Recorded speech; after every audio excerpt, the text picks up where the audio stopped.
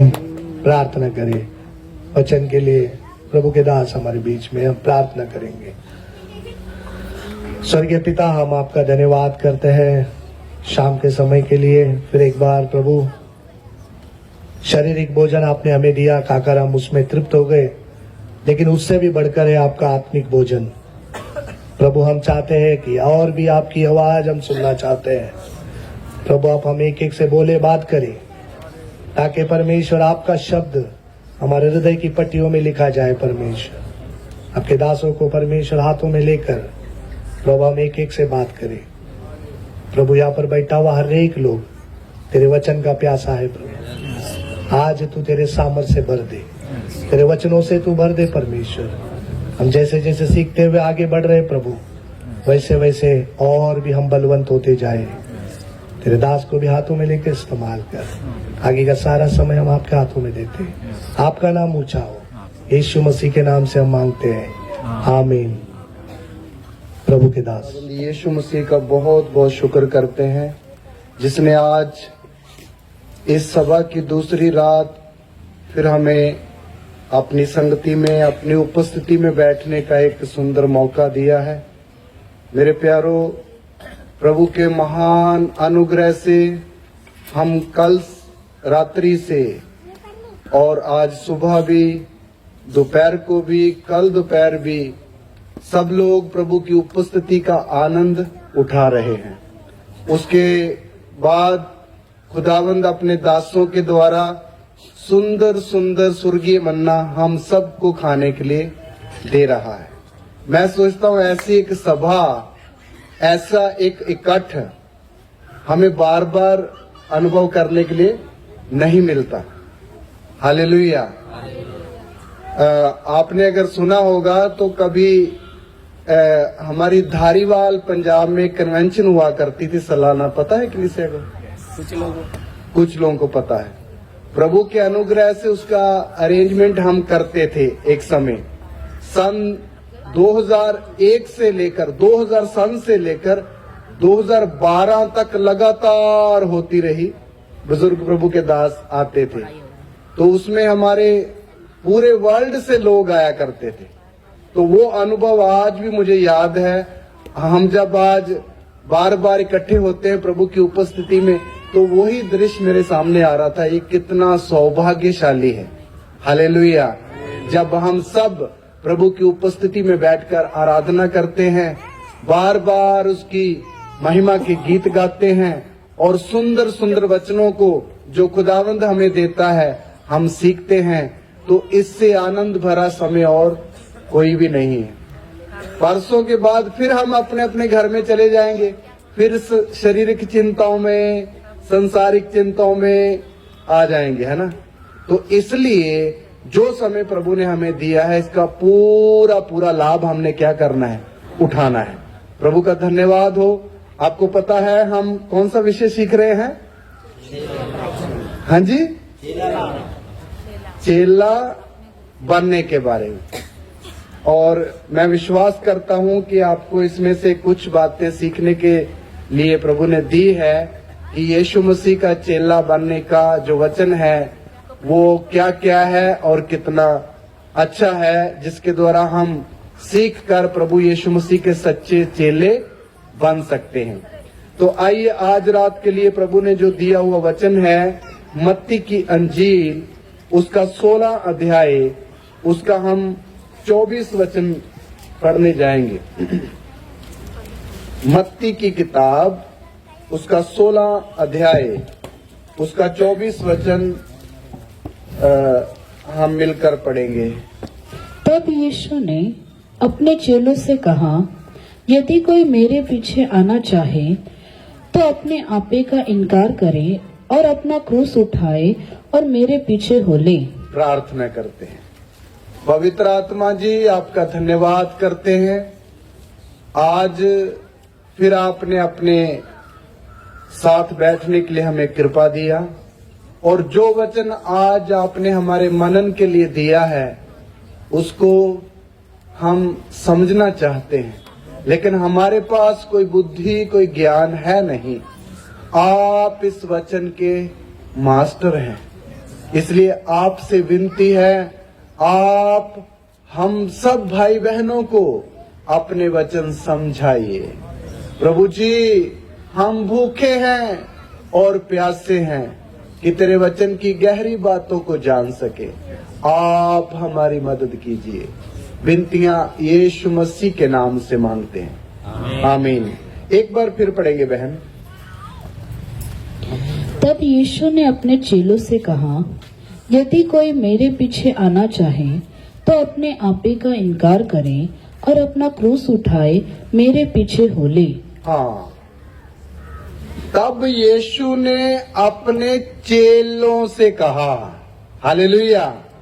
इसका मतलब ये वचन किनके लिए है? चेलों के लिए।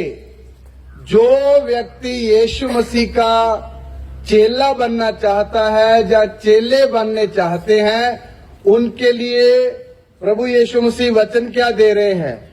जो कोई मेरे पीछे आए तो वह अपने आपे से इनकार करे। इसका मतलब एक चेला, एक यीशु मसीह के पीछे चलने वाला दास या जो चेला बनने की इच्छा रखता है, वो अपने आपे से क्या करना है? इनकार करना है। देखिए कितना सुंदर प्रभु यीशु मसीह समझाते हैं। अगर कोई मेरे पीछे आना चाहता है तो अपने आपे से क्या करे?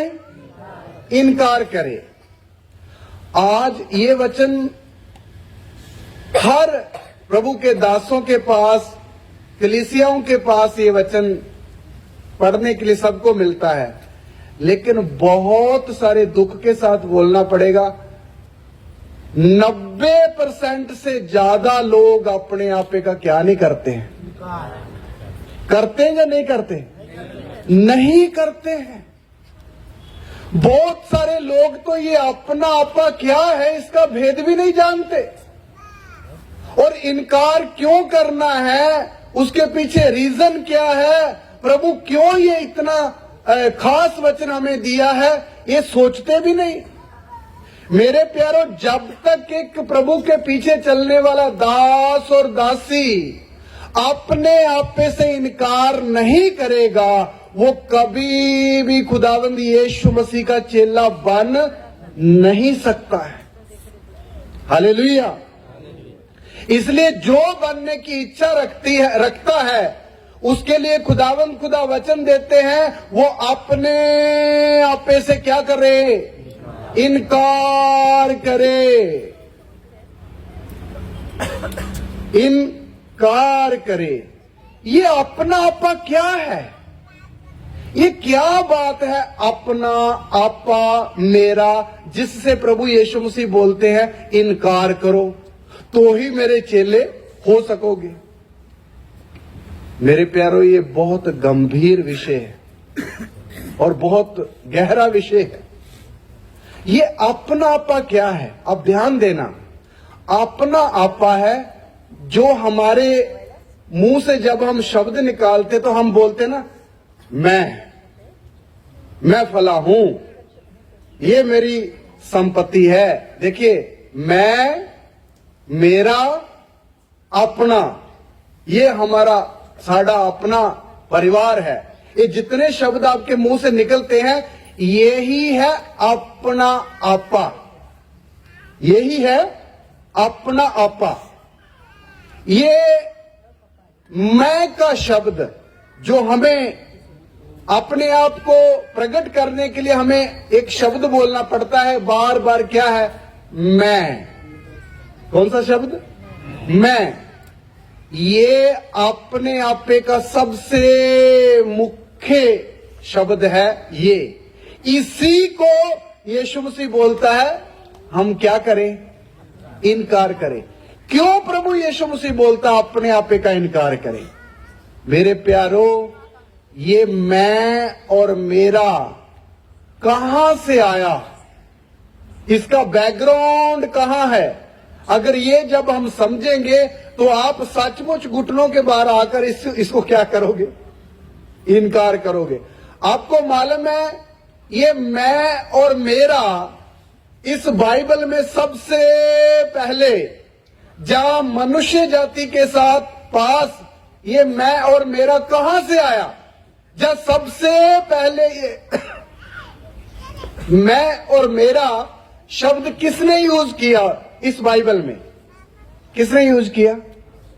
बोलिए ना। लूसीफर ने। लूसीफर जब स्वर्ग में रहता था तो उसने सबसे पहले यही शब्द इस्तेमाल किया था। आइए पढ़ के देखें यशायाह नबी की किताब, उसका 14 अध्याय, उसका 12 वचन से लेकर 14 तक पढ़ेंगे। हम धीरे धीरे वचन को सीखेंगे लेकिन अच्छी तरह मन में बिठाएंगे ताकि कोई शंका ना रहे, वचन हमें क्लियर समझ आ जाए। यशायाह नबी की किताब उसका 14 अध्याय का 12 से 14 तक हम पढ़ें और सब लोग ध्यान दीजिएगा। हे भोर के चमकने वाले तारे, तू कैसे आकाश से गिर पड़ा। हाँ। तू जो जाति जाति को हरा देता था, तू अब कैसे काट कर भूमि पर गिराया गया है। हाँ। तू मन में कहता तो था, हाँ। मैं स्वर्ग पर चढ़ूंगा। देखिए ये लूसीफर को वचन बोला जा रहा है। तू मन में कहता तो था मैं स्वर्ग पर चढ़ूंगा। पहला शब्द उसने इस्तेमाल किया, मैं किधर चढ़ूंगा? स्वर्ग में चढ़ूंगा। एक बार हो गया। दूसरा, मैं अपने सिंहासन को ईश्वर के तारांगन से अधिक ऊंचा करूंगा। दूसरी बार, मैं अपने सिंहासन को परमेश्वर के सिंहासन से भी क्या बना दूंगा? ऊंचा बना दूंगा। 2 बार मैं बोल दिया है। हाँ। और उत्तर दिशा की छोर पर सभा के पर्वत पर विराजूंगा। हाँ, ये जो अभी वचन पढ़ा, जो लाइन अभी पढ़ी, इसके बीच में एक मैं और आना चाहिए था, लेकिन हिंदी बाइबल में यहां मिस है। मैं उत्तर दिशा की ओर सभा के पर्वत पर बैठूंगा। यहाँ ये तीसरी बार मैं बोला गया। हाँ। मैं मेघों से भी, मैं मेघों से भी ऊंचे ऊंचे स्थानों के ऊपर चढ़ूंगा। कितनी बार मैं हो गया? 4 बार। हाँ। मैं परम प्रधान के तुल्य हो जाऊंगा। 5 बार, मैं परम प्रधान के तुल्य हो जाऊंगा। तो मेरे प्यारो, ये पूरे ब्रह्मांड में सबसे पहले ये लूसीफर, मैं और मेरा का जो शब्द है, इसको इस्तेमाल करने वाला व्यक्ति कौन है? लूसीफर। कितनी बार इसने बोला? 5 बार। मैं प्रभु के समान हो जाऊंगा। मैं प्रभु के सिंहासन से भी अपना सिंहासन। ये नम्रता के शब्द है या घमंड के शब्द है? इससे बड़ा घमंड और क्या हो सकता है? तो आप समझिए, सबसे पहले मैं और मेरा लूसीफर ने इस्तेमाल किया हुआ शब्द है। इस घमंड के कारण, इसी पाप के कारण लूसीफर को, जो एक आराधना करने वाला, जो बड़ी आदर के साथ प्रभु की महिमा गाने वाला स्वर्गदूत था और जिसका नाम लूसीफर था, और जो दूतों में से मुख्य दूत था, वो महिमा के साथ रहने वाले दूत को प्रभु ने उसका अधिकार, उसके इस पाप के कारण उससे क्या कर लिया? छीन लिया। और उसी व्यक्ति को, उसी दूत को शैतान बोलकर ऊपर से नीचे फेंक दिया गया। किसके कारण? यही शब्द 5 बार जो उसने इस्तेमाल किए, इसी के कारण लूसीफर क्या कहलाया? शैतान बन गया। शैतान बन गया। आज भी देखो सारी दुनिया में आत्मा में होकर घूम रहा है और पूरे जगत को उसने अपने क्या किया हुआ है? वश में किया हुआ है। सारा संसार किसके वश में पड़ा हुआ है? तो संसार को अच्छी दिशा की तरफ लिए जा रहा है। हाँ, बिल्कुल बुरी दिशा की तरफ लिए जा रहा है लूसीफर। इसलिए मेरे प्यारो, ये इसका शुरुआत आप समझना, मैं और मेरा कहां से आया। दूसरी बात है, ये तो लूसीफर ने इस्तेमाल किया, फिर ये मानव जाति के पास मैं और मेरा कहां से आ गया, ये भी तो सीखना पड़ेगा ना। तो आइए चलते हैं कि ये मनुष्य के अंदर मैं और मेरा या अपना कैसे और कब आया। पढ़िए उत्पत्ति की किताब, उसका 3रा अध्याय में आ जाए। उत्पत्ति की किताब, उसका 3रा अध्याय निकाल लीजिए, आयत मैं बताता हूं। हालेलुया। 1 से लेकर हम पढ़ना शुरू करेंगे। यहोवा परमेश्वर ने जितने बनेले पशु बनाए थे उन सब में सर्प दूर था। उसने स्त्री से कहा, क्या सच है कि परमेश्वर ने कहा, तुम इस वाटिका के किसी वृक्ष का फल न खाना? स्त्री ने सर्प से कहा, इस वाटिका के वृक्षों के फल हम खा सकते हैं, पर जो वृक्ष वाटिका के बीच में है उसके फल के विषय में परमेश्वर ने कहा है कि न तो तुम उसको खाना और न उसको छूना, नहीं तो मर जाओगे। बस देखिए, ये वचन आप सब जानते हैं। इसमें एक बात आपको समझाकर हम आगे जाना चाहते हैं। अदन के बाग के अंदर सर्वशक्तिमान परमेश्वर ने आदम और हवा को बनाकर रखा, उनको महिमा का कपड़ा पहनाया हुआ है, और उनको मरने के लिए नहीं बनाया था प्रभु ने, बल्कि सदा जीवित रहने के लिए बनाया था। उस समय मौत प्रभु ने नहीं दी थी उनको तो प्रभु ने आशीष दी थी, फूलो और फलो भर जाओ। और ये आशीष कब दी? पाप करने के बाद या पहले? पहले दी। इसका मतलब परमेश्वर की योजना कुछ और थी, और बड़ी योजना थी, क्योंकि आशीष पाप करने के बाद तो बाद में दी, लेकिन पहले भी उनको आशीष दी। इसलिए परमेश्वर आदम और हवा को बहुत ही अच्छी तरह बनाकर कोई फिक्र ना उनको दी, ना कोई उनको कोई लोड उसके ऊपर डाला, बल्कि जो जो जरूरत की चीजें आदम को चाहिए थी, परमेश्वर ने सबसे पहले उनको बनाकर बाद में आदम और हवा को बनाया।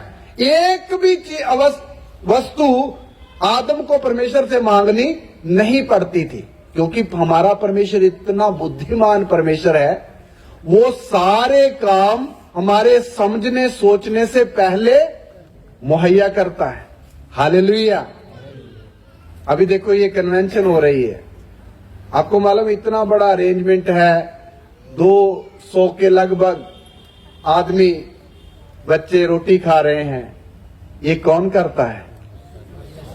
पास्टर प्रदीप जी? नहीं, वो तो एक कमजोर इंसान है। कौन करता है? सर्वशक्तिमान परमेश्वर प्रभु पहले से सारी बातों को मुहैया करता है। भले हमारे ही द्वारा हम भी इसमें अपना योगदान डालते हैं, वो भी कौन बोलता है? आत्मा की अगुवाई से होता है। वो आप नहीं करते, उसका श्रेय आप नहीं लेना है, वो भी कौन करता है? प्रभु ही करता है। हालेलुया। क्योंकि हम प्रभु की संतान हैं, इसलिए अगर इतना ये प्रभु का इंतजाम है, तो खुदावंद खुदा इतना बुद्धिमान है, वो हमारे जरूरत से पहले हमारी आवश्यकताओं को पूरा करके उनका इंतजाम करके रखता है। परमेश्वर ने अच्छी स्थिति में आदम और हवा को रखा था, लेकिन अदन के बाग के बीच में परमेश्वर ने एक पेड़ भी लगाया था, जो आदम और हवा को परखने के लिए एक क्या लगाया गया था? पेड़ लगाया गया था। और परखने के बाद, परखने के लिए शैतान सांप का रूप लेकर किधर आ गया? आदम और हवा के उस अदन के बाग में आ गया। देखिए शैतान की चालाकी समझिए। जब आदम और हवा इकट्ठे थे तब शैतान नहीं आया।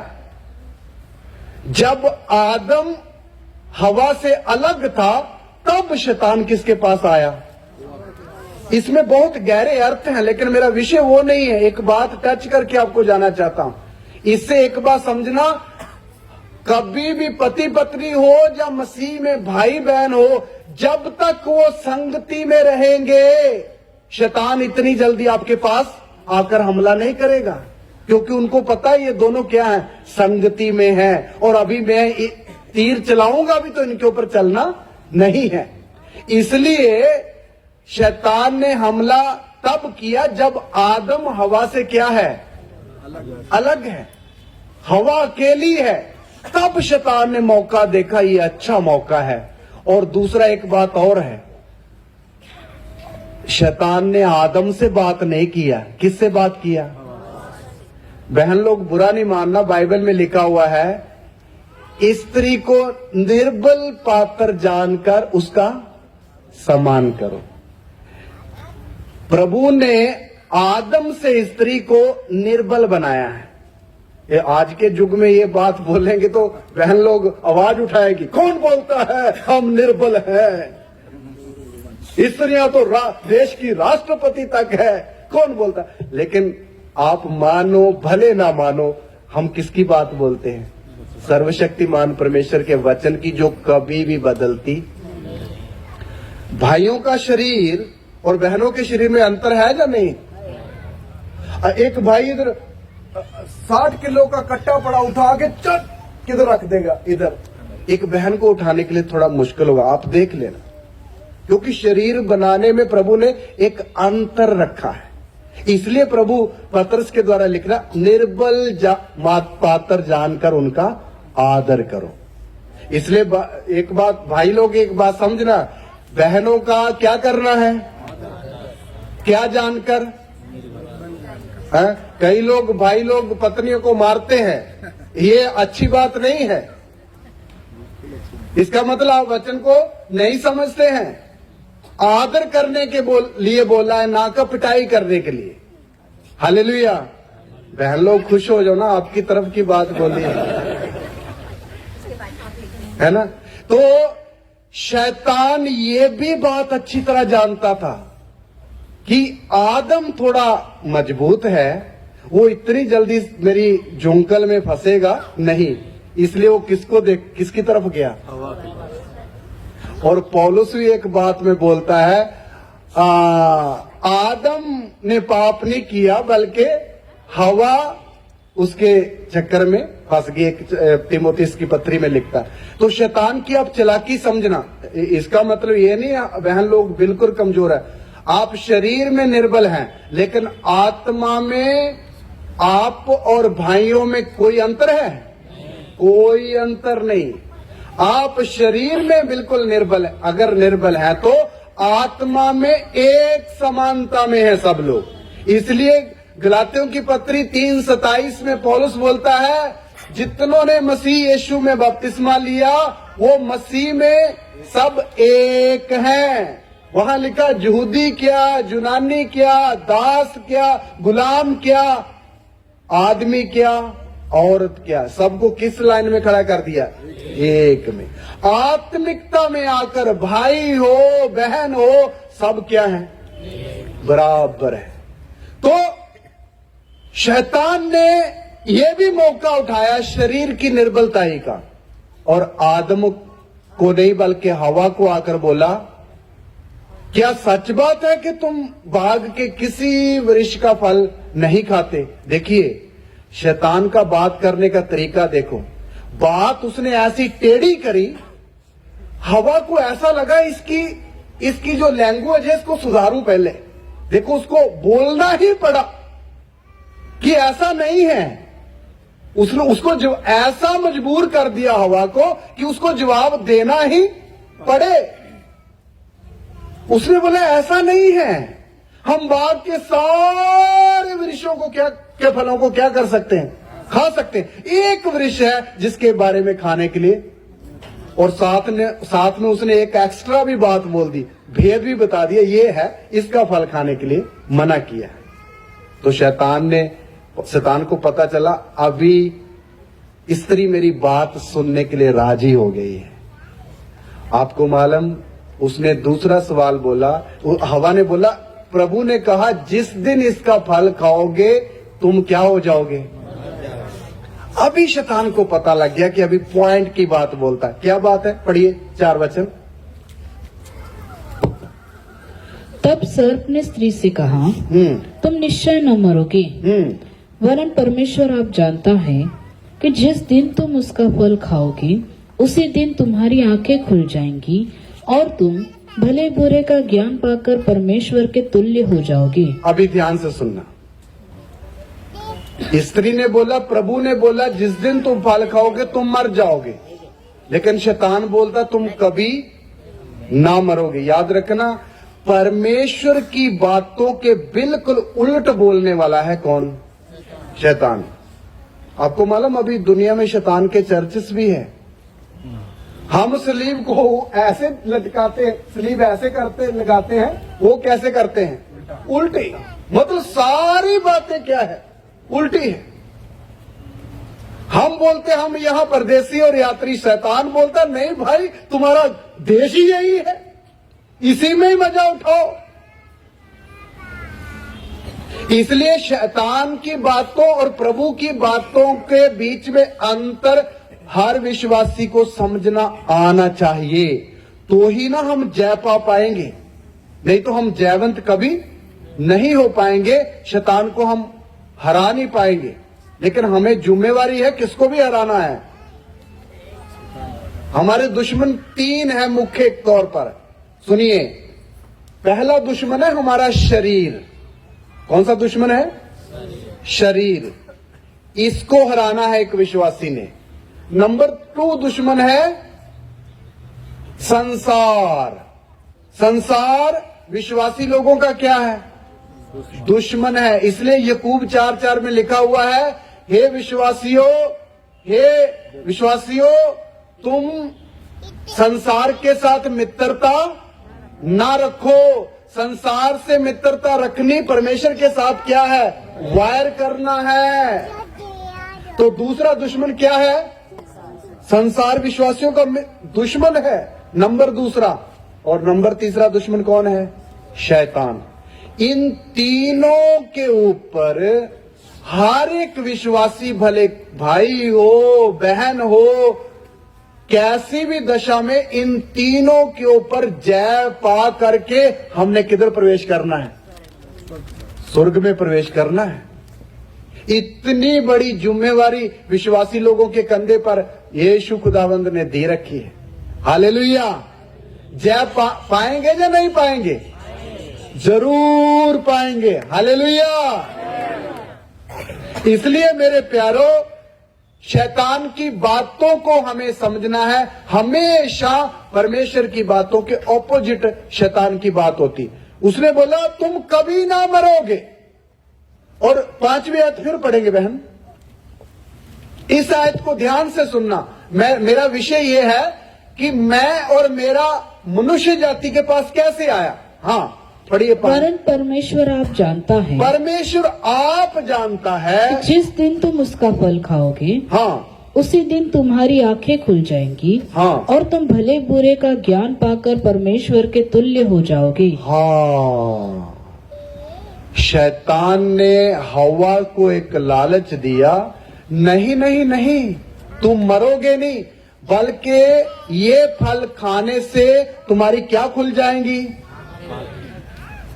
आंखें खुल जाएगी, और तुम भले और बुरे का ज्ञान प्राप्त करके किसके तुल्य हो जाओगे? परमेश्वर के तुल्य हो जाओगे। तो अभी ध्यान देना, एक दिन लूसीफर भी बोलता था मैं भी किसके तुल्य हो जाऊंगा।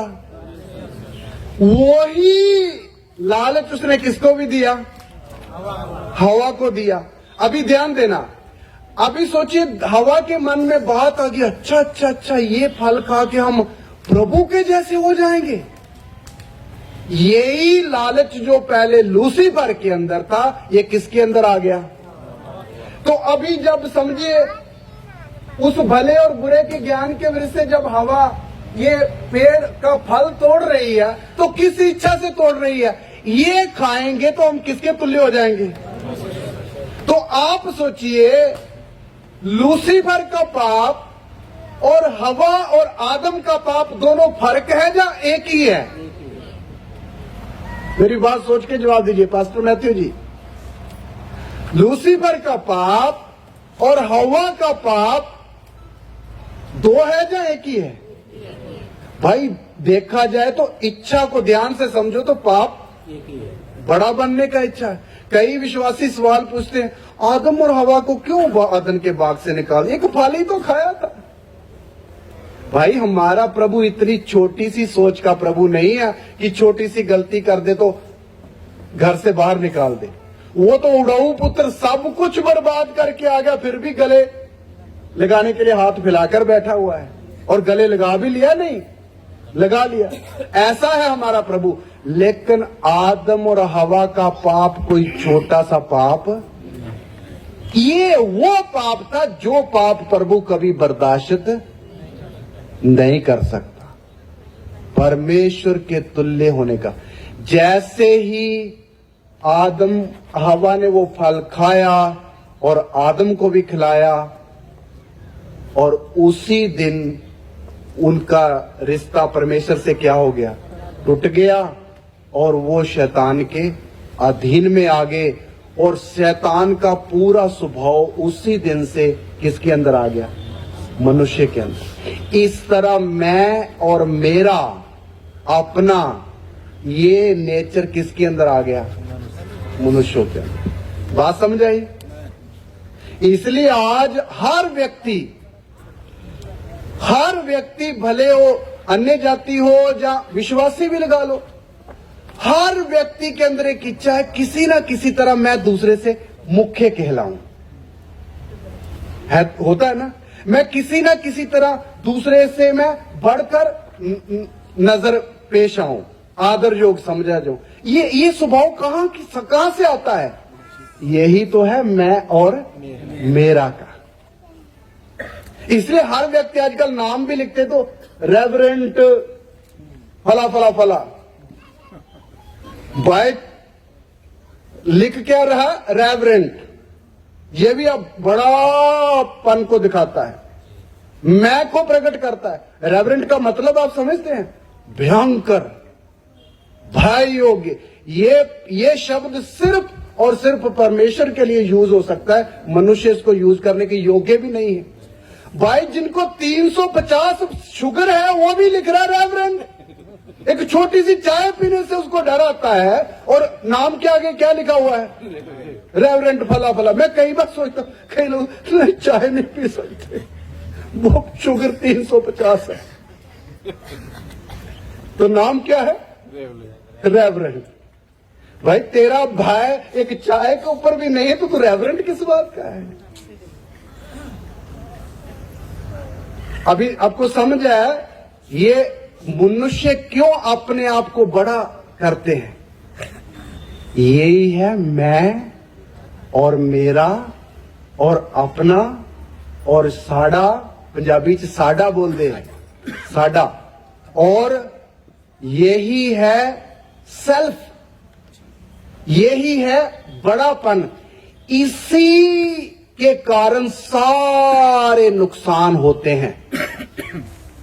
इसी के कारण उत्पत्ति से लेकर अब पढ़ते जाइए प्रकाशित वाक्य तक, जितने प्रभु के कामों में विघ्न पड़ता है या रुकावट पड़ती है, वो किनके कारण पड़ती है? मैं और मेरा के कारण। आपके भी घरों में जो झगड़े होते हैं उनके पीछे 80% हाथ किसका है? ये मैं और मेरा का है। पति बोलता मेरी मानो, पत्नी बोलती क्यों मेरी मानो, कि क्या आके खड़ा हो जाता आगे, मैं और मेरा। तब फिर मुंह भी खुलता है, फिर हाथ भी उठता है, फिर क्या क्या होता आगे मैं बोलना नहीं चाहता।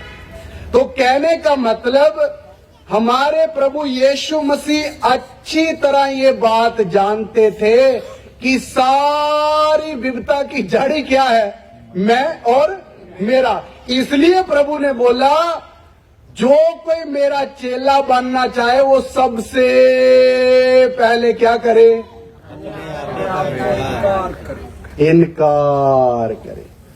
आज कलीसियाओं में पास्टरों को भी बड़ा बनने का एक मन आ जाता। अगर किसी को बड़े का आदर नहीं दिया तो फिर मुंह बन जाता है। देखो ये तो बड़ी गहरी बात है, मैं इधर जाना नहीं चाहता। फिर क्या बन जाता है? मुझे आदर नहीं दिया। देखो आज दोपहर को हम पास्टर लोग बात कर रहे थे, मैं आपके सामने सेवक हूं भाई, मुझे कभी भी सेवक बनने का इच्छा मैंने रखा नहीं। मैंने प्रभु से दुआ करता था, प्रभु ये कलीसिया के बाहर जो चप्पलें पड़ी है इसको सेट कर रखने का ड्यूटी मुझे मिल जाए तो इससे बड़ा सौभाग्य और कोई भी नहीं है। और उनको पॉलिश भी करने का एक डिब्बी और ब्रश 2-3 मिल जाए तो कितना अच्छा सौभाग्यशाली होगा।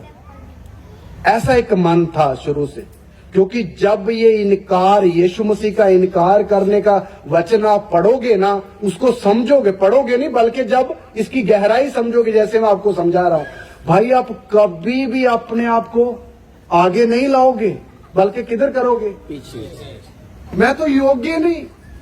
आपको कभी भी अपनी योग्यता के ऊपर आएगा नहीं घमंड कि मैं कुछ हूं। सारी विविधता की जड़ है ये। इसलिए प्रभु यीशु ने बोला अगर चेला बनना है तो अपने आप का क्या करें? इनकार करें। अच्छा, अभी ये जो मैं और मेरा है सारी मानव जाति के अंदर है ना? है। अभी ये मैं और मेरा अपने आप को प्रकट करता है, समय समय पर क्या करता है? प्रकट करता है। कैसे प्रकट करता है? 2-4 घटने हम पढ़ते हैं। आइए उत्पत्ति की किताब में जाएं, 4 अध्याय। उत्पत्ति की किताब 4 अध्याय 4 वचन पढ़े। और हाबिल भी अपनी भेड़ बकरियों के कई एक पहलौठे बच्चे भेंट चढ़ाने ले आया और उनकी चर्बी भेंट चढ़ाई। तब यहोवा ने हाबिल और उसकी भेंट को तो ग्रहण किया, आगे, परंतु कैन और उसकी भेंट को उसने ग्रहण न किया। तब कैन अति क्रोधित हुआ और उसके मुंह पर उदासी छा गई। देखिए, हाबिल और कैन आदम के 2 बेटे हैं। दोनों ने प्रभु के आगे अपनी अपनी भेंट अदा की। परमेश्वर ने हाबिल की भेंट को क्या कर लिया? ग्रहण कर लिया। लेकिन कैन को और उसकी भेंट को प्रभु ने ग्रहण नहीं किया। जब ग्रहण नहीं किया कैन की भेंट को, तो कैन के अंदर क्या आ गई? निराशा आ गई, उसको जलन आ गई। ये कैसा हो गया? मैं बड़ा हूं घर में और मेरी भेंट ग्रहण नहीं हुई, छोटे भाई की भेंट ग्रहण हो गई। वचन की तरफ ध्यान दीजिए, ये कैसे हुआ? देखिए, यहां आदम के अंदर से क्या प्रकट हो रही है? क्या प्रकट हो रहा है? मैं और मेरा। किसके द्वारा? जलन के द्वारा। किसके द्वारा? जलन समझते ना? जेलसी। मेरे प्यारो, ये मैं और मेरा आप समझना, अभी आपको समझ आ गया। सारे मनुष्यों के अंदर ये जो मैं और मेरे वाला स्वभाव रहता है, ये किसकी देन है? हाँ जी, किसकी देन है? ये शैतान की देन है। इसलिए इसको आप समझना, इसके साथ कभी प्रेम नहीं रखना है। ये प्रकट करता है कैसे? कैन के अंदर से जलन के द्वारा प्रकट हुआ, इसलिए उसको इतनी जलन आ गई, क्रोधित हुआ अपने भाई का, उसने क्या कर दिया? कत्ल ही कर दिया। इसलिए ये जलन के द्वारा मैं और मेरा क्या हो गया? प्रकट हो गया। आज ये जलन आत्मिक लोगों के अंदर भी आती है या नहीं? हाँ जी, आती है। बहुत ज्यादा नुकसान करती है आकर।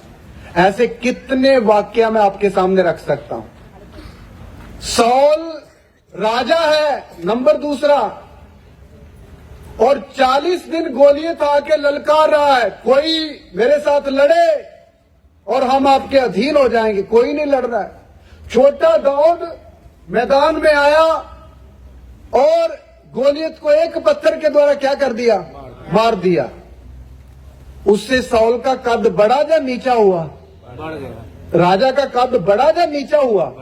कद बढ़ा, लेकिन कद तो बढ़ा, लेकिन साथ में क्या भी आ गया? मैं और मेरा का जलन भी आ गई। उसने पूछा ये बेटा किसका है? उसको चिंता आ गई, कल को आने वाला राजा बनेगा कौन? मेरा बेटा योनातान नहीं बनेगा, बल्कि आने वाला राजा कौन होगा? दाऊद होगा। जलन आ गई। वही साउल जिसका कद गर्व से दाऊद के द्वारा इतना ऊंचा हो गया देशों देशों में, वो दाऊद एक छोटे लड़के को जान से मारने के उसके पीछे पड़ा हुआ है, पड़ा हुआ है। मेरे प्यारों, ये किसने करवाया? मैं और जलन प्रकट होगी। इसलिए आज विश्वासी लोगों के बीच में, आत्मिक सेवकों के बीच में भी जलन आती है। जो व्यक्ति ये बात समझता है कि ये जलन कितनी खतरनाक है और इसके पीछे देने वाला कौन है, ये शैतान का स्वभाव हमारे अंदर रहता, उससे उत्पन्न होती है, वो कभी भी जलन को क्या नहीं करेगा, चित्त नहीं लगाएगा, अपने अंदर इसको वर्क करने नहीं देगा। मेरे प्यारों, ये जलन इतनी खतरनाक है, बाइबल में लिखा हुआ है ये मौत की तरह क्या है, निर्दयी है, कब्र के समान निर्दयी है। आयतें पढ़ने के लिए मैं बचाने वाला हूं, वचन आपको पता है, श्रेष्ठ गीत 8 में लिखा हुआ, अभी पढ़ने की जरूरत नहीं। मौत इतनी खतरनाक है, मौत कब्र के समान क्या है, निर्दयी। कब्र कभी किसी के ऊपर दया करती है? मां का एक ही बेटा है तो कब्र बोलती चलो आप जाओ, आप एक ही हो। कब्र को कोई दया नहीं। इसी तरह जलन है। जलन जब एक व्यक्ति के अंदर आती तो दूसरे का नुकसान हो जाए, उसका एक्सीडेंट हो जाए, उसका बनता बनता काम क्या हो जाए, फेल हो जाए, ऐसे ऐसे विचार आते हैं जिसको जलन आती है। इसलिए मैं नम्रता के साथ आपके सामने ये बात रखना चाहता हूं, आत्मिक पास्टरों के अंदर, विश्वासियों के अंदर, भाइयों के अंदर और बहनों के अंदर कभी भी जेलसी आने नहीं देनी है। आप सोचोगे तो ये आएगी नहीं, ऐसा नहीं है, ये तो आएगी, लेकिन इसके साथ आपको क्या करनी पड़ेगी, लड़ाई करनी पड़ेगी। लड़ाई करनी पड़ेगी तो ही आप इसके ऊपर क्या पाओगे, जय पाओगे। अभी उदाहरण के तौर पर कलीसिया में एक बहन अच्छा गाना गाती है और पास्टर भी बोलता है बहन आप आगे आकर गाना गाओ, तो दूसरी बहन को थोड़ा सा क्या आएगी, पास्टर एक ही बहन को सारे गाने गाने के लिए बोलते हैं, क्या हमें गाना नहीं आता है? आप समझ लेना, अगर ऐसा विचार अंदर आ रहा है तो क्या उठ रही है, जलन। मैं और मेरा की छोटी बहन बेटी है, कौन, जलन। ये आपको कल को फिर ऐसा नुकसान पहुंचाएगी, आपको कलीसिया से ही अलग करेगी। इसका रिजल्ट बहुत बुरा है। जहां जहां जिस व्यक्ति ने जलन को इस्तेमाल किया है, नुकसान दूसरे का तो होता ही है, उसका भी होता है। साउल को जलन आई, मौत किसकी हुई पहले, साउल की हुई। जलन ने बर्बाद कर दिया। इसलिए जलन ऐसी खतरनाक एक आदत है, किसी विश्वासी बहन हो, भाई हो, अपने अंदर कभी आने नहीं देना। अगर कोई बहन को गाना देने के लिए पास्टर बोलता तो पीछे वाले को, हाँ भाई उसको प्रभु ने ये दान दिया, बहन तुम और आगे बढ़ो, मैं भी आपके लिए क्या करूंगी, प्रार्थना करूंगी। ये है जलन के ऊपर जय पाने का तरीका। हालेलुया। मूड दिखाने का जो उसके ऊपर जलने की बजाय उसके ऑपोजिट काम करो, उसके लिए और प्रार्थना करो। पास्टर अगर कभी हूं आपको बोले तो उसको बोलो पास्टर नहीं, उसी बहन को आगे बैठाइए, मैं भी साथ बैठ जाऊं। यह है एक जलन के ऊपर फतेह पाने का अच्छा तरीका। इस तरह आप जलन को अपने जीवन में उठने नहीं दे सकते। हालेलुया। और मैं और मेरा को नीचे बिठा सकते हैं। हालेलुया। इसलिए मेरे प्यारो, ये कभी भी आत्मिक लोगों के अंदर आनी नहीं चाहिए। इस तरह मैं और मेरा जलन के द्वारा प्रकट होता है कलीसिया में भी। ये एक रीजन है। दूसरा रीजन और भी पढ़ते हैं, यशायाह नबी की किताब, उसका 39 अध्याय 1 से 6 तक पढ़ना है। यशायाह की किताब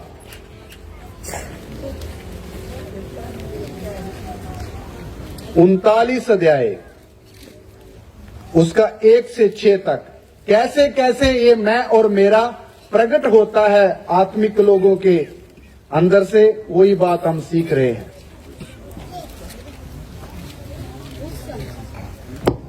पढ़िए, ध्यान से सुनिए सब लोग। उस समय बलदान का पुत्र मरोदक बलदान, जो बेबीलोन का राजा था, उसने हिजकिय्याह के रोगी होने और फिर चंगे हो जाने की चर्चा सुनकर उसके पास पत्री और भेंट भेजी।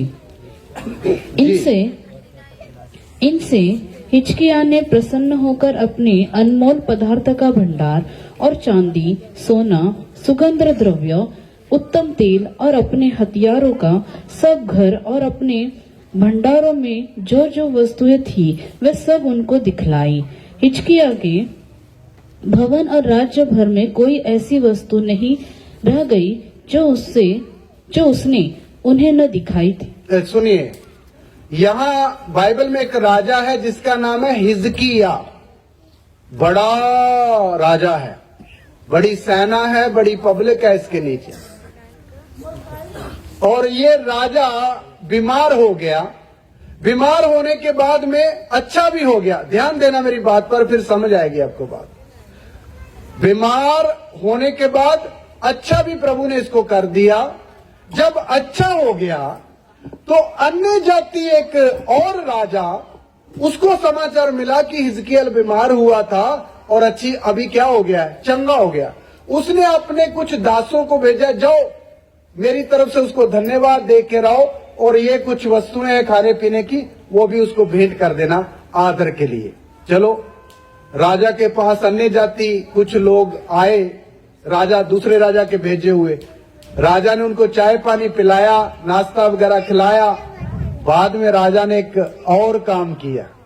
राजा ने क्या किया, जो प्रभु का दास राजा था हिजकिय्याह, उसने अपने महल के अंदर जो भी कुछ प्रभु ने इसको दिया था, आशीषें, सोना, चांदी, हथियार वगैरह वगैरह, सारी बातें उनको क्या करी, दिखाई। देखो भाई, इस रूम के अंदर पूरी तलवारें ही तलवारें रखी है। दूसरे महल में ले गया, इधर सब खाने के भंडार पड़े हैं। तीसरे में ले गया, इधर पैसा और सोना रखा हुआ है। ऐसी कोई भी वस्तु वहां लिखा नहीं रह गई जो राजा हिजकिय्याह ने उन आए हुए गेस्ट को नहीं दिखाई। सारा कुछ क्या किया, दिखाया। ये क्यों दिखा रहा है राजा? ये राजा क्यों दिखा रहा है उसको? थोड़ा सा बोलिए ना। मैं कौन हूं, मेरे पास इतना सोना है, इतनी चांदी है। जाकर राजा को, वो उसने मुंह से नहीं बोला, लेकिन उसके अंदर की बात क्या, राजा को जाकर ये बताएंगे, बाय बाय बाय उसके पास तो बहुत कुछ है।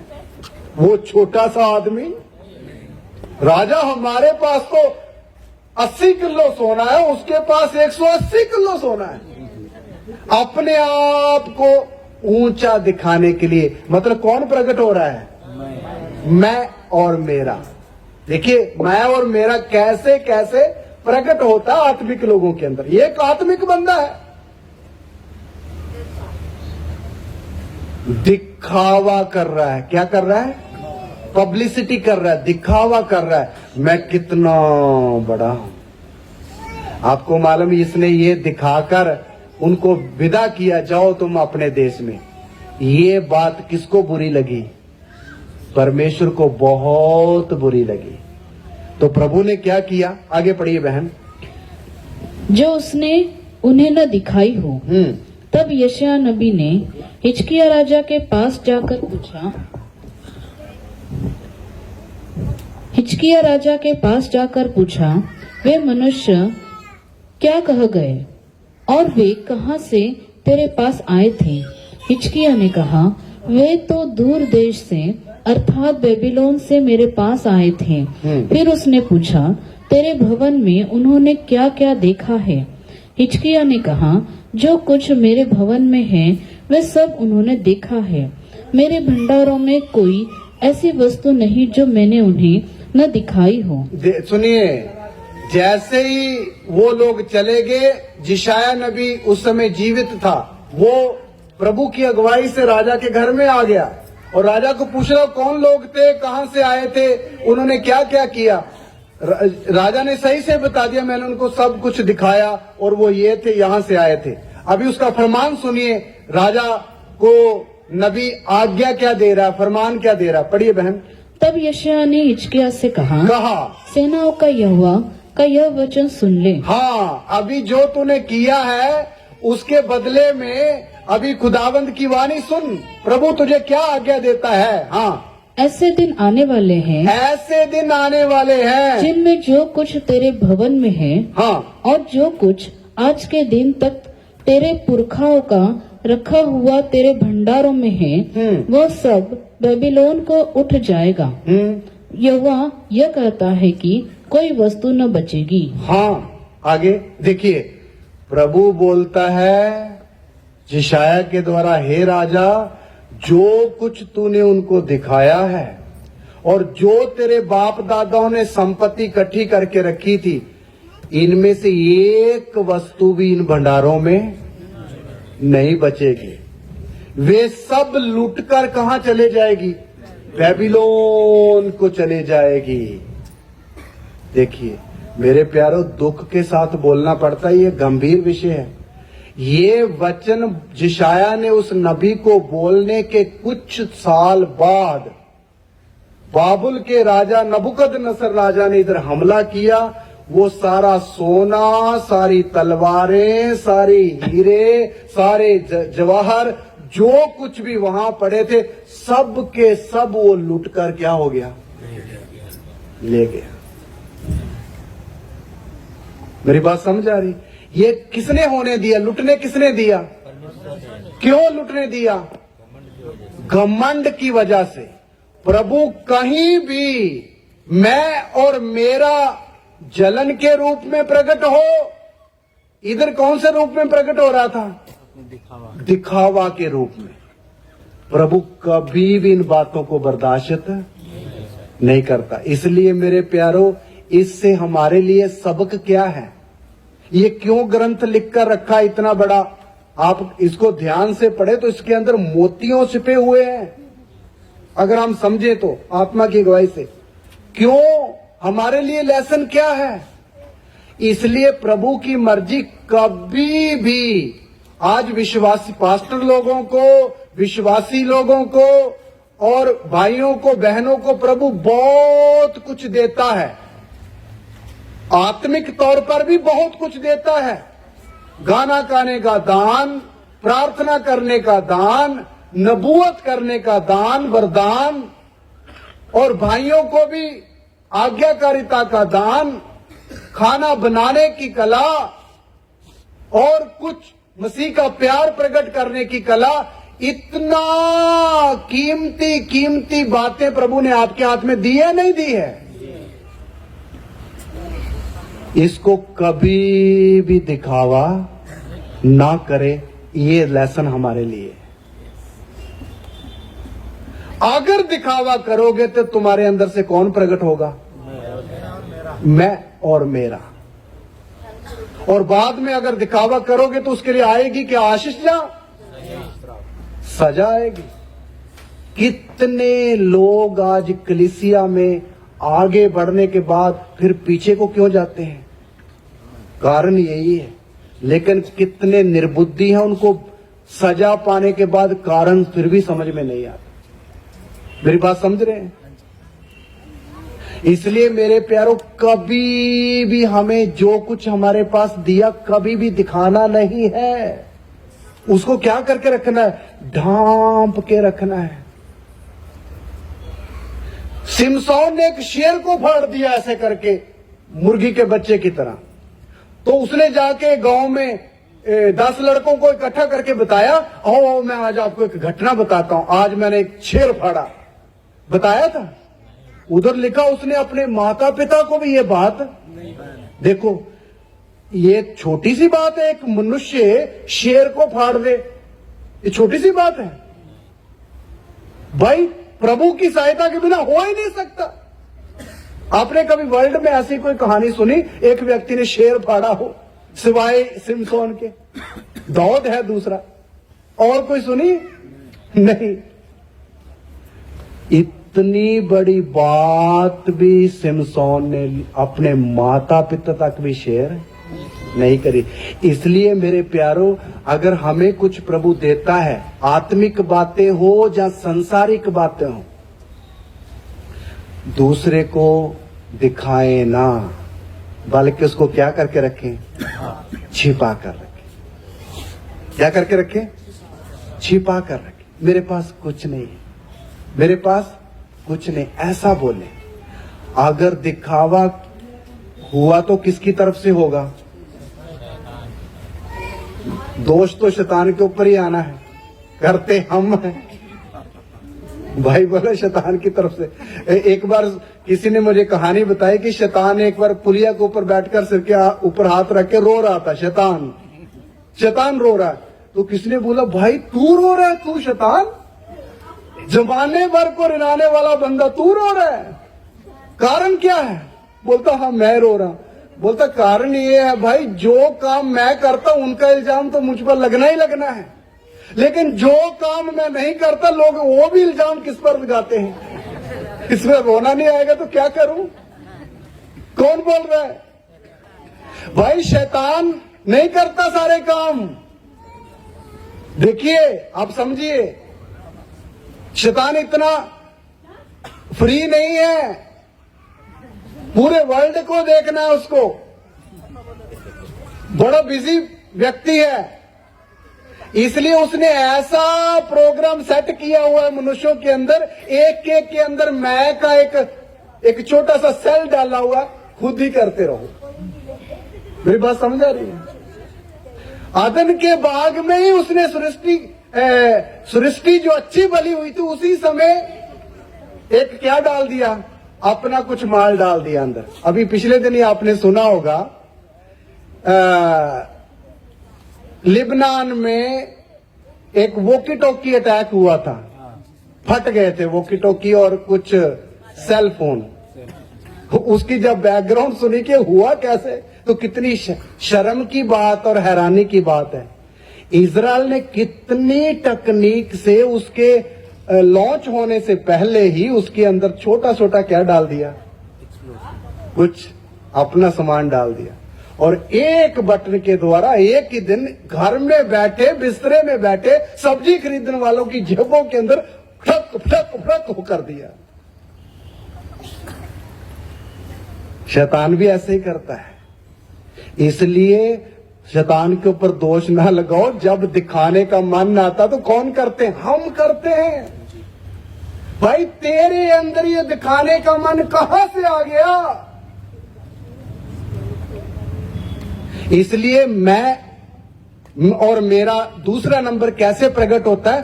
अपने आप को दिखाने के द्वारा। इसलिए कभी भी अपने आप को क्या ना करें? दिखाए ना। कभी भी अपने आप को दिखाए ना। अगर आपको कुछ आता है, आपके पास कुछ कला है, तो उसको गुप्त रखिए। प्रभु अपने समय पर आपको आगे लाकर उसको क्या करेगा?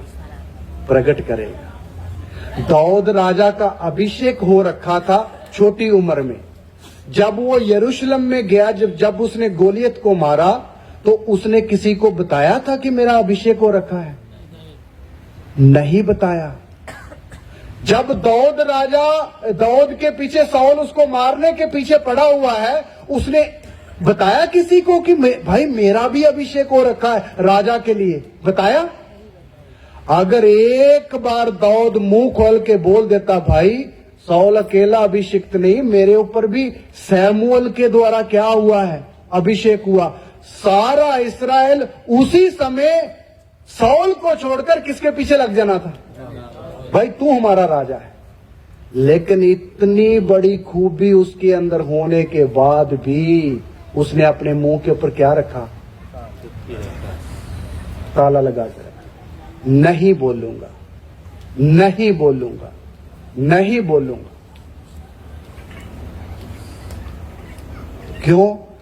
मैं और मेरा प्रकट करना नहीं चाहता था। कौन? दाऊद। ऐसे ही लोगों को, जो बातों को गुप्त रखते हैं, जो मैं और मेरा दिखाना नहीं चाहते, ऐसे ही लोगों को उचित समय के अनुसार प्रभु अपने हाथ में लेता है और अपने समय पर उनको क्या कर देता है? प्रकट कर देता है। हालेलुया। मैं विश्वास करता हूं आपको ये बात समझ आई है। इसलिए मेरे प्यारों, मैं और मेरा जो हमारे अंदर स्वभाव आया है, ये कैसे कैसे अपने आप को प्रकट करता है, वही हम सीख रहे हैं। इसलिए हमेशा हमारे अंदर दिखावा, इसलिए यीशु मसीह ने क्या बोला? मत्ती 6:1 पढ़े। यीशु मसीह ने क्या बोला? देखो, यीशु मसीह की शिक्षा भी इन्हीं बातों के अनुसार मिलती जुलती है, पूरी मिलती है। हाँ जी। सावधान रहो, तुम मनुष्यों को दिखाने के लिए अपने धर्म के काम न करो। सुनिए, कितना सुंदर वचन है। यीशु ने बोला सावधान रहो। सावधान कब बोलते हैं? जब बड़ा खतरा आगे हो। आपको मालूम, कभी सड़क में खुदाई करता हुआ तो उधर एक लाल कपड़ा टांग देते हैं और साथ में लिख देते हैं सावधान, आगे बड़ा गड्ढा है। सावधान रहेगा तो ही बचेगा भाई। इसी तरह प्रभु ने शब्द बोलने से पहले बोला सावधान रहो, तुम मनुष्यों को दिखाने के लिए अपने धर्म के काम ना करो। दिखाने के काम ना करो। इसलिए मेरे प्यारों, कभी भी कोई भी धर्म का काम, ये कोई एक खास करके बात बोली, धर्म का काम, क्योंकि लोग ज्यादातर कौन सा काम दिखाते हैं? धर्म के काम ही। और आगे पढ़िए कि किन किन बातों के लिए बोला गया है, उनमें से 2-4 बातें वहां लिखी हुई है। हाँ, नहीं तो अपने स्वर्गीय पिता से कुछ भी फल न पाओगे जी। इसीलिए जब तू दान करे, हाँ, तो अपने आगे तुर ही न बजवा, हाँ जैसे कपटी सभाओं और गलियों में करते हैं, जी। ताकि लोग उनकी बड़ाई करें। मैं तुमसे सच कहता हूँ कि वे अपना प्रतिफल पा चुके। परंतु जब तू दान करे, तो जो तेरा दाहिना हाथ करता है, उसे तेरा बायां हाथ न जानने पाए। समझ आया जी? प्रभु ने कितनी डिटेल में बता दिया है। अगर मान लो तू दान करता है, प्रभु के दासों को देता है, जब प्रभु की सेवकाई के लिए कुछ देता है, तो यीशु इतना गुप्त रीति से बोल रहा है, भाई एक हाथ कर रहा है तो दूसरा हाथ भी ना जाने। मेरी बात समझ रहे?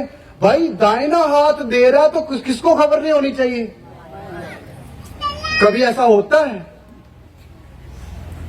शरीर तो एक ही है, सारी नसें कनेक्ट है ना एक दूसरे के साथ, फिर भी प्रभु बोलता, हाथ को गुप्त रखने के लिए बोला, तो फिर दूसरे व्यक्ति को दिखना चाहिए नहीं। इतना प्रभु दिखाने के खिलाफ है, ताकि आपका मैं और मेरा उठने का सवाल ही ना हो।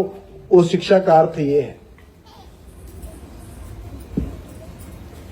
इसका मतलब ये नहीं हमने दान नहीं देना, दान देना है।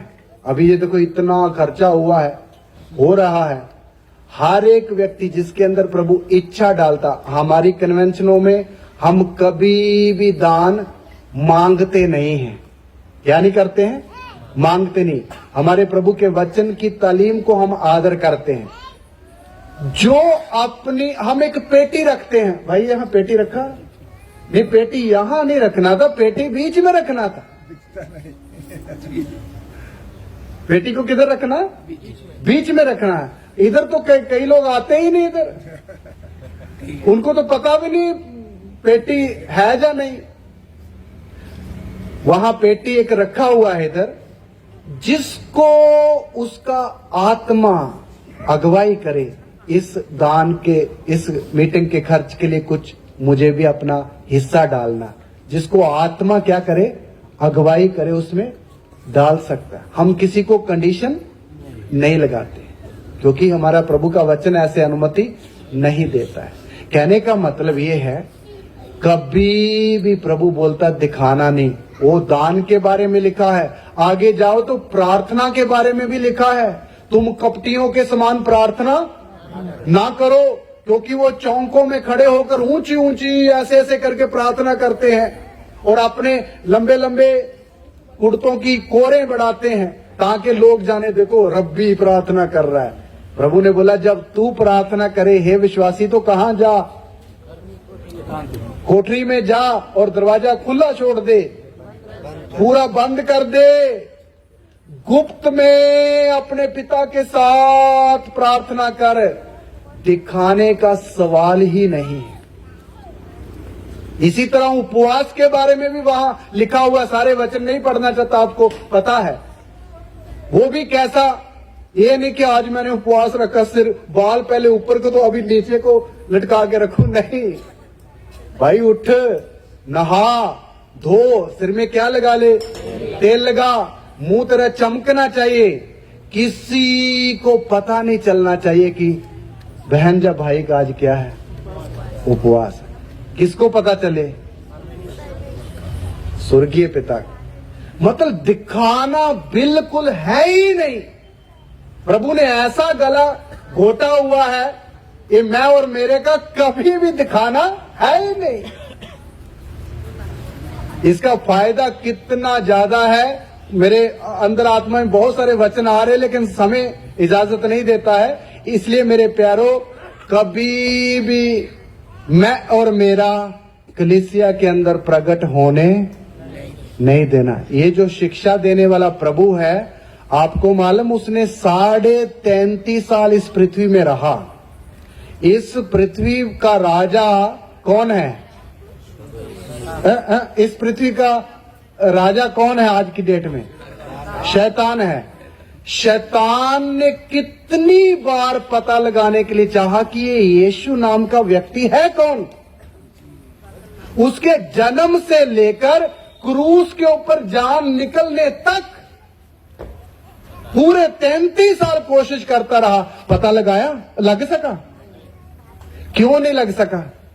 भाई, यीशु ने इतना सीक्रेट जीवन जिया, शैतान उसकी एक भी गतिविधि को पकड़ नहीं सका कि ये वही है जो स्त्री की संतान आने का वायदा किया था।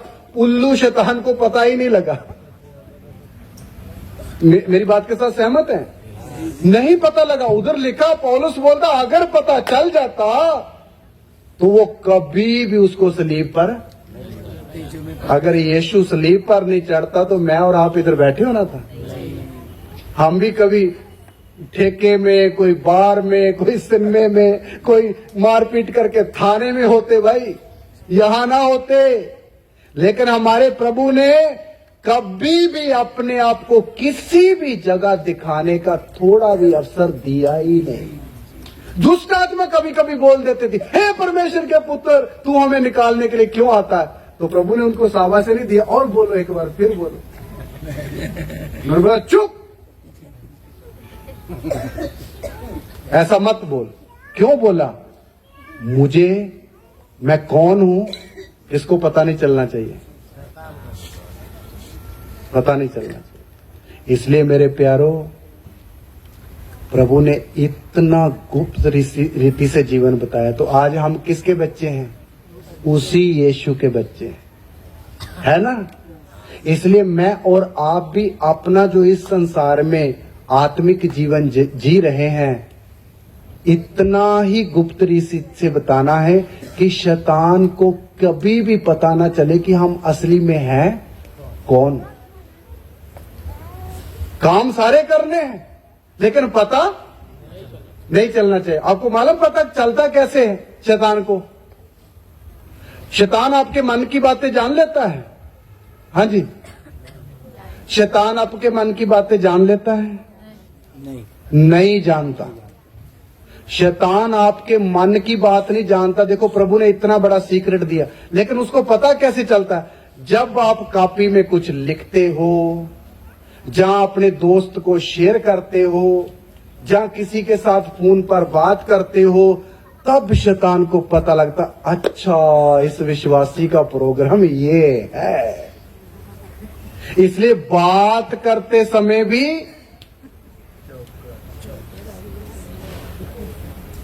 15 शब्दों की बात है तो 3 में ही खत्म करो भाई, तब ही सीक्रेट होगा। इसलिए कोड वर्ड क्यों रखते हैं, है ना? कभी कभी फिल्मों में आपने देखा कोड वर्ड रखा हुआ है ना? वो क्यों? इशारों में बात समझो भाई, बोलने की जरूरत नहीं, ताकि तीसरा बंदा मेरी और आपकी बात ना समझे। फिल्मों वाले तो आज बता रहे, हमारे प्रभु ने तो कितने वर्ष पहले ये शिक्षा दी हुई है। उनका तो पूरा 33 साल का जीवन में शैतान को पता नहीं चला, मनुष्य तो क्या। इसलिए आप सोचो हमें कितना केयरफुली से मसीह जीवन जीना है। जीना नहीं जीना है तो ही हम किसके ऊपर जा पाएंगे? शैतान के ऊपर। आप बोलोगे चेला बनने की कंडीशन तो बड़ी कठिन है भाई, है ना? आपने सोचा था कभी ऐसे? इतना नहीं सोचा होगा, गहरी बात से, है ना? इसलिए आपको इन पूरी 3-4 दिन की सभाओं में चेला बनाकर ही छोड़ेंगे। हालेलुया। इसलिए पूरा चेले का उपदेश आपको सिखाना प्रभु की मर्जी है। तो इसलिए हमें भी ऐसा ही जीवन जीना है। अभी कितने मिनट की ब्रेक है? 20 मिनट की ब्रेक है। आप काफी देर से बैठे हैं, 5-5:30 बजे से। आप उठिए, हाथों पांव को हिलाइए, पानी पीजिए और साथ में गरम गरम चाय भी पीकर फिर आ जाइए जल्दी में। हम और भी वचन अभी खत्म नहीं हुआ, आगे सीखेंगे। प्रभु आपको आशीष दे।